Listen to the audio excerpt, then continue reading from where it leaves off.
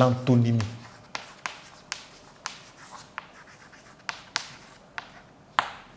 Qu'est-ce que c'est que l'antonymie? L'antonymie, c'est le fait, voilà, le fait qui est lié à la particularité des contraires dans l'emploi des mots. De sorte qu'on va dire, des mots sont antonymes, sont dits antonymes ou contraires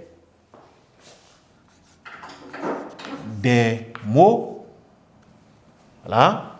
Donc, pour pouvoir définir ce que c'est que l'antonymie, on va se dire que, tiens, des mots sont dits, antonymes.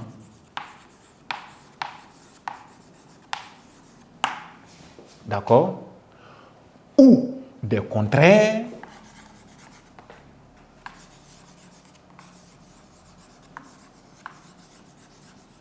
n'est-ce pas? Lorsqu'ils s'opposent dans leur signification. Donc, lorsqu'ils s'opposent dans leur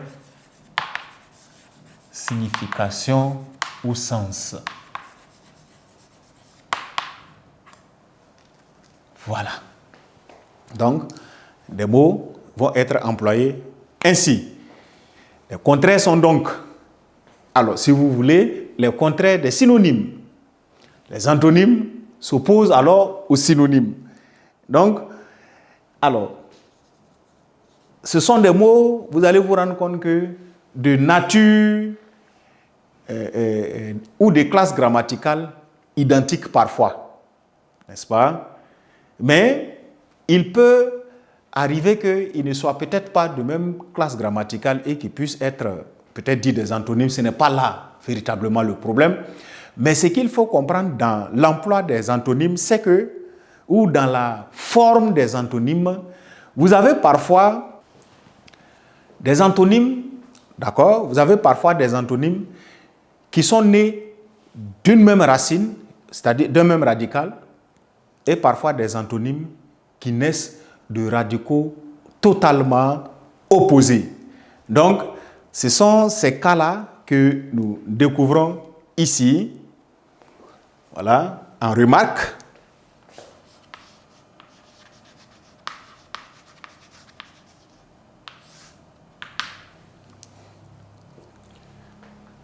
Donc, les antonymes peuvent être du même radical ou du même radical. Point. Première remarque. Les antonymes peuvent être du même radical. Ce sont les exemples que vous avez dans des mots tels que possible. On va mettre exemple.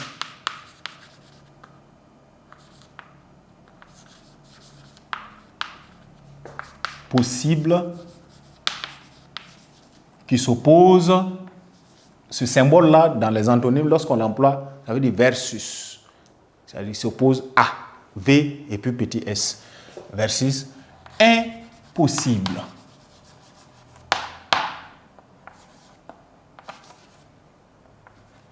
Voilà. Vous voyez?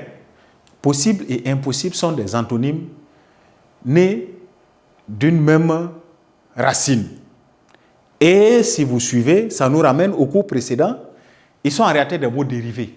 Vous voyez que l'autre a pris un préfixe simplement. Voilà pourquoi il est devenu un adjectif qualificatif. Alors, vous avez aussi parfois le fait que les antonymes, n'est-ce pas, peuvent être des paires d'antonymes qui naissent de radicaux totalement différents. Voilà.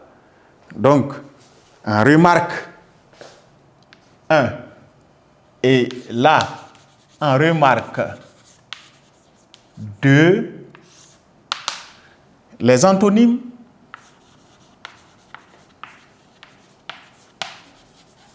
pas, peuvent être de racines différentes.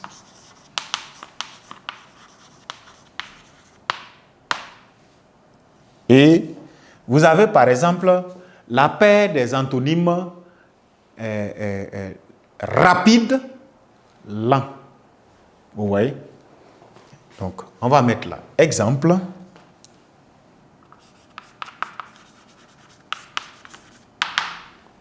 Vous avez rapide qui s'oppose à lent. Vous voyez? Ce sont des mots qui ne s'écrivent même pas de la même manière. Ils ne viennent même pas d'un même radical. Vous pouvez avoir les paires d'antonymes tels que joli, par exemple. Joli qui s'oppose à vilain, etc.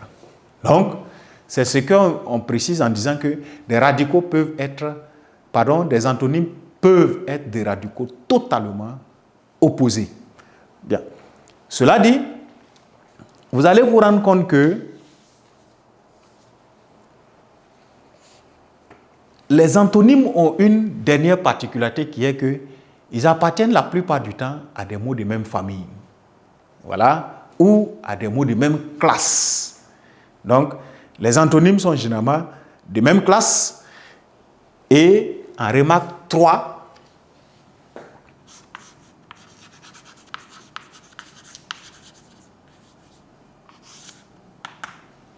on va dire, voilà, ce sont les antonymes appartiennent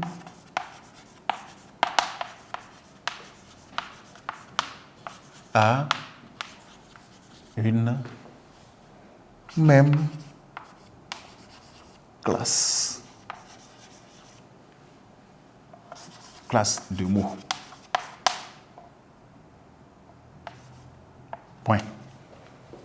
Voilà. Donc, l'antonyme d'un adjectif qualificatif, généralement, est un adjectif qualificatif. L'antonyme d'un verbe, généralement, c'est un verbe.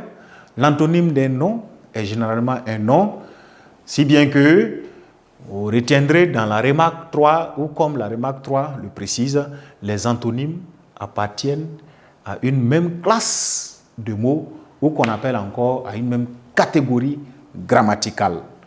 Voilà ce que on doit retenir de la pratique des antonymes, et maintenant qui nous ramène à avoir un exercice d'application ou s'entraîner sur les deux classes de mots antonymie et le fait de la synonymie.